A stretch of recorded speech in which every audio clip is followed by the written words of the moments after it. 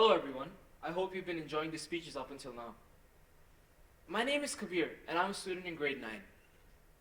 Recently, I came across a question that many my age stumble upon. Who am I? What is my past? What did my ancestors do? What did they achieve? In my quest for answers, I went to my parents. They told me about our history and how parts of my family had to move to India from Pakistan during the bloody partition of the subcontinent in 1947. But I needed more information. I wanted to know more about our history and the many legendary conquests and battles my ancestors might have lived through. But before I tell you more, I want to give you a bit more information about myself. I come from a region known as Punjab, and it's situated across northern India and Pakistan. And my family are Sikhs, not to be confused with the word Sikh. We are in no way unhealthy. In conducting my research about my past, one aspect of our history really stuck out to me. It was a period in time when the world used to look upon the glory of the Punjab, admire its vast riches, and its great military. Here was a period when the greatest of empires would prey on the riches to get in Punjab. Leading Punjab at the time was a man who has become a pillar of inspiration for me and is someone who I'd like to tell you more about today. His name was Maharaja Ranjit Singh. But more on that later. Today I want to guide you through the story of the Sikh Empire, the empire he led, and give you a perspective into my history, the history of my land, and of my faith, and how that history continues to impact the world we live in today.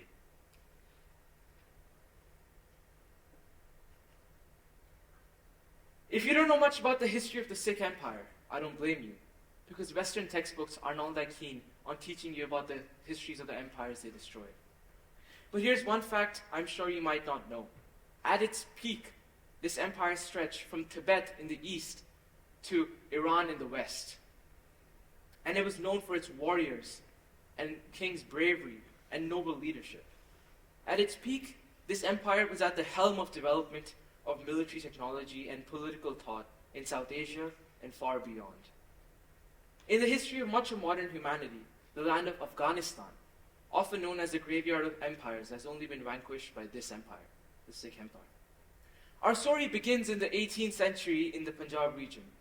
During this time, the Sikhs accounted for only 10% of the population of the Punjab, and were a tiny, tiny minority. The religion was new and upcoming and had only been around for about 300 years. During this time, my ancestors faced much persecution from the Mughal Empire, another Muslim empire that used to rule the subcontinent at the time.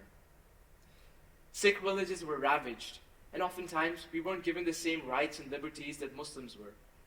But this gave birth to many brave leaders who were able to stand up against the tyranny of the Mughals. But oftentimes, even their brave rebellions weren't enough against the power of the big Mughal Empire.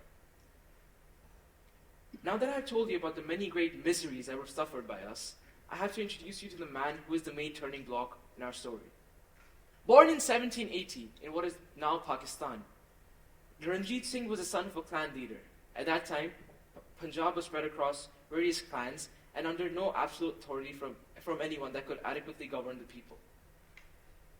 He was given the leadership of his clan at the mere age of 12, when his father passed away, unfortunately due to illness. And Ranjit marched onto the battlefield on his 13th birthday. You know, I'm 15 and I still get scared at the sight of spiders. Soon afterwards came the day when Ranjit Singh seized the city of Lahore, the capital of Punjab and one of the most important cities on the subcontinent. Ranjit proclaimed himself Maharaja of the Punjab. The rule of Punjab under him had officially begun.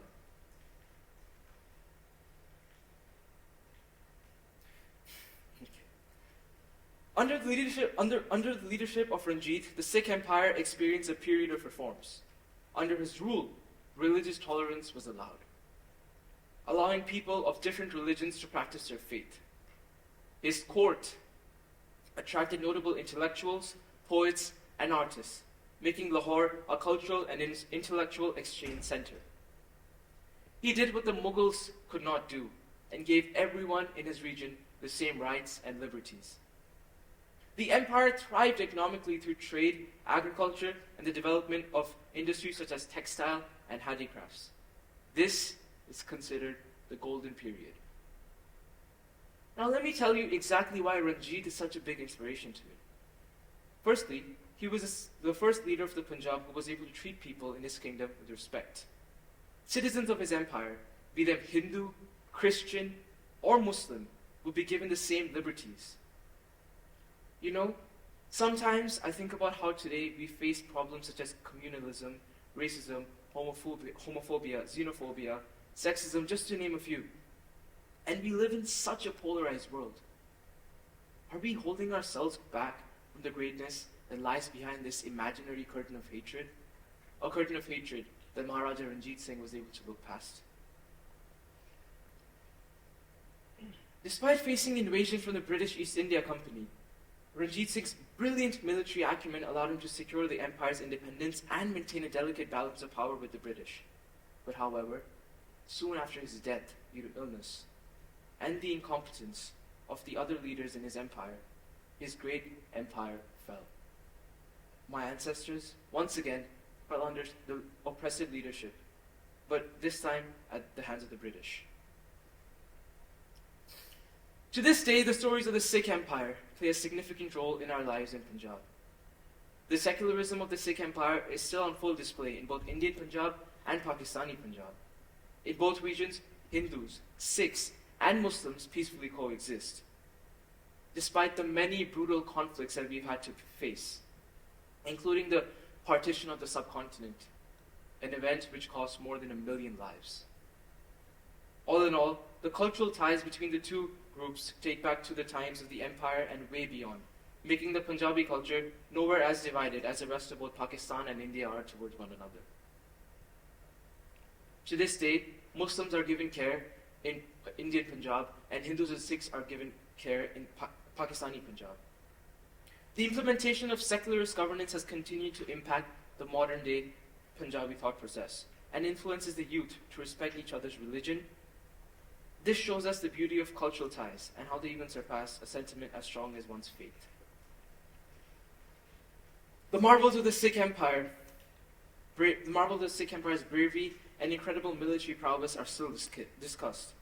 This period played a crucial part in Punjabi identity and is remembered as a golden period, when the land of Punjab was at its strongest. A time when even the strongest of emperors used to fear the might of our intellect, armies, and art. It was a time when the mighty city of Lahore was a center of trade between the Middle East and South Asia. But alas, all good things must come to an end. The Punjab was never again as united and powerful as it was under the leadership of Maharaja Ranjit Singh. Now moving on, let me tell you a bit more about my faith, my religion, Sikhism. In Sikhism, all people despite race, caste, religion, and former acts committed are considered equal and are allowed to celebrate the spirituality of the Sikh holy book. One of the most important lines of the Sikh holy book is, "Accept all humans as your equals, and let them be your only sect." This is exactly what Ranjit preached in his empire. My ancestors, who belonged to a lower caste, a scheduled part of society in the caste system, were also able to enjoy the same liberties as someone from an upper caste would be able to. Despite the equal treatment of all religions in the Sikh Empire, many in Pakistan and India now use religion as a means to divide our beautiful culture. This division is what has caused violence against establishments in India, violence which has even resulted in the assassination of 2 Indian prime ministers. Perhaps most prominently, politicians on both sides use you for their own gain. To you, I say, never listen to such fools who try nothing but to manipulate you into thinking lies and turning on your brothers and sisters. Instead, listen to the advice of greats of history like Maharaja Ranjit Singh and preach the morals of secularism and live in peace. At the beginning of the speech, I told you about my quest for finding more about my identity, and I wanted to provide you with an insight into my history. After searching for so long, I feel as though I have found myself, and I have found out the person who I aspire to be in the future. My goal in life is to be brave, never afraid, as Ranjit was never afraid of even the mightiest of emperors. my goal in life is to be loyal to my friends and family, as Ranjit was to his people. And lastly, my goal in life is to never judge anyone based on pre-given tags by society, as Ranjit never judged anyone in his empire. This deep dive into the history of the Punjab has left me with the example of Ranjit, a man who has become a pillar of inspiration for me. I hope his example can do the same for you too. After learning of all this, I hope you know more about the story of my ancestors and the story of my land and of my faith. In a world where we're not often educated enough about the history of the East, let my speech here today be an example of the change that needs to be brought about in our education system. I think it's important that you guys, all of us in this room, should know more about the riches, downfalls, empires, the history of the East. With that, I stop for today. Thank you so much.